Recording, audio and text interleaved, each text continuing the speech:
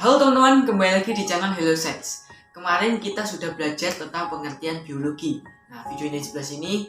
Nah, karakteristik biologi, terus kajian ilmu biologi. Dan hari ini kita akan bahas tentang metode ilmiah biologi.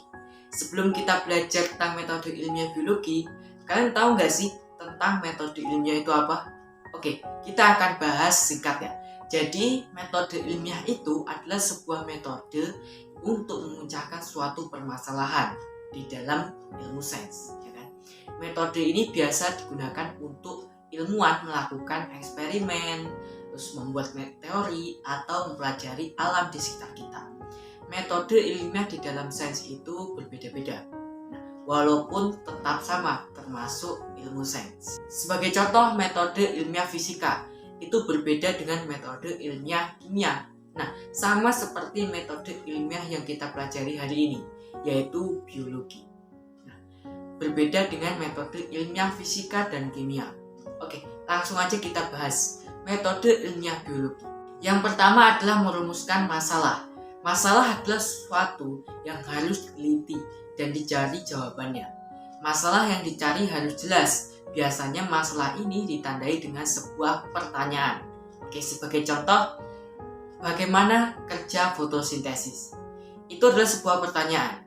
Nah, barulah kita akan olah menjadi metode ilmiah. Dan pertanyaan itu akan membawa kita menuju yang kedua, yaitu mengumpulkan data melalui observasi. Nah, kita akan mencari tahu di perpustakaan, atau di web, atau di situs-situs, melakukan penelusuran terhadap data atau keterangan. Dari data yang diperoleh akan berguna menentukan proses penelitian. Dan setelah itu kita masuk yang ketiga, yaitu menentukan dugaan sementara atau hipotesis. Nah, kita akan menduga sementara dari pertanyaan yang kita buat tadi. Biasanya ilmuwan atau peneliti menentukan dugaan sementara atau masalah yang dirumuskan. Dugaan ini harus berdasarkan data atau fakta yang jelas yang dikumpulkan tadi. Dan ini membawa kita menuju yang keempat, yaitu adalah melakukan penelitian atau eksperimen. Nah, disinilah adalah puncaknya kita menguji dugaan sementara yang kita buat tadi di dalam eksperimen. Kita harus mengetahui prosedur atau faktor yang berpengaruh di dalam eksperimen.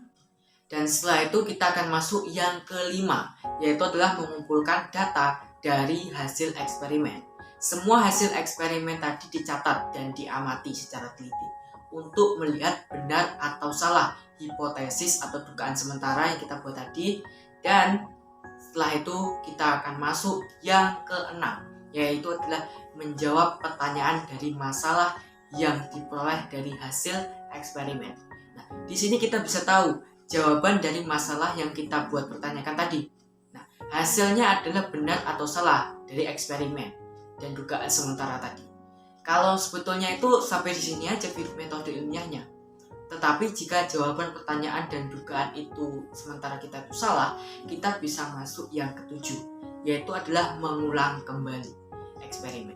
Jadi kita kembali ke nomor 4 tadi, yaitu untuk menjawab masalah dan membenarkan dugaan sementara atau hipotesis. Oke teman-teman, sampai di sini videonya. Jangan lupa like, komen, dan subscribe. Sampai jumpa di video berikutnya besok. Dadah!